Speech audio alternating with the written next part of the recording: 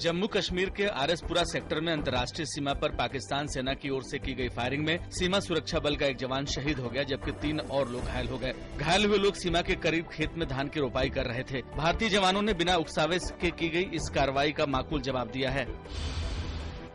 उत्तराखंड के कई हिस्सों में पिछले दिनों हुई भारी बारिश के चलते कैलाश मानसरोवर यात्रा को रोक दिया गया है। खराब मौसम के चलते रास्तों के टूटने की खबर है और तीर्थयात्रियों के जत्थों को बीच मार्ग में ही रोक दिया गया है। उधर केदारनाथ यात्रा को भी रोका गया है। सरस्वती नदी पर बने एक पुल के पानी की तेज धार में बह जाने से यात्रा को रोकना पड़ा है। राष्ट्रीय राजमार्ग कई स्थानों पर क्षतिग्रस्त हो गया है, जिसके कारण एहतियात के तौर पर तीर्थयात्रियों को सोनप्रयाग से आगे जाने की इजाजत नहीं दी जा रही है। देश का निर्यात जून में साल भर पहले की तुलना में 10.22% बढ़कर 26.4 अरब डॉलर के बराबर रहा। वहीं आयात में 8.33% की वृद्धि दर्ज की गई है और जून में आयात 38.24 अरब डॉलर रहा। वाणिज्य मंत्रालय की ओर से जारी आंकड़ों के अनुसार व्यापार घाटे में बढ़ोतरी दर्ज की गई है। व्यापार घाटा बढ़कर 11.76 अरब डॉलर हो गया है।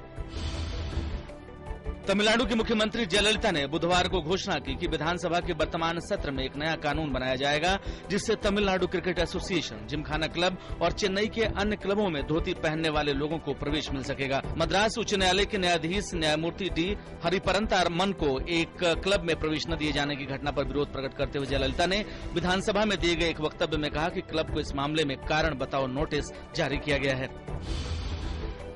जम्मू कश्मीर के जेनाकोटे में श्रीनगर बारामूला मार्ग पर सेना के एक वाहन और एक यात्री वाहन के बीच हुई टक्कर में 3 लोगों की मौत हो गई और कई अन्य लोग घायल हो गए। हादसे के बाद बड़ी संख्या में लोग सेना के खिलाफ नारे लगाते हुए सड़कों पर उतर आए और सड़क को जाम कर दिया। स्थानीय पुलिस ने भीड़ को हटाने का प्रयास किया, जिसमें झड़प होने की भी सूचना है। प्रदर्शन के कारण सड़क के दोनों ओर सैकड़ों वाहन जाम में फंसे रहे।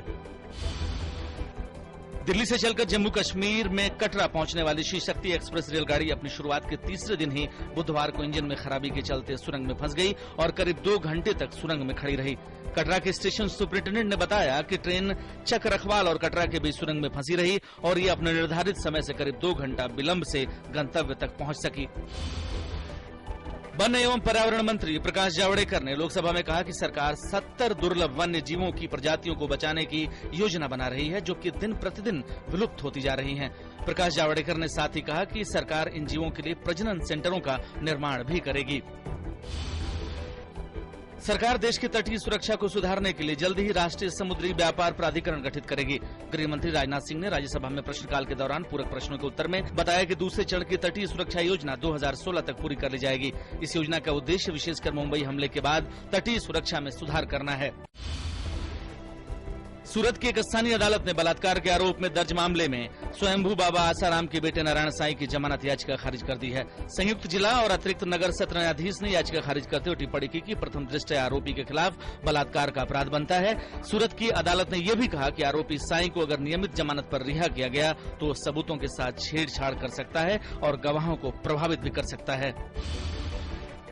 रियल्टी और बैंक शेयरों में आई जबरदस्त तेजी की वजह से बाजार में 1% से ज्यादा का उछाल आया। सेंसेक्स 321 अंक चढ़कर 25,550 और निफ्टी 98 अंक चढ़कर 7,624 पर बंद हुए। मिड कैप और स्मॉल कैप शेयर 1.3 से 2% चढ़े। रियल्टी शेयर 4% से ज्यादा उछले।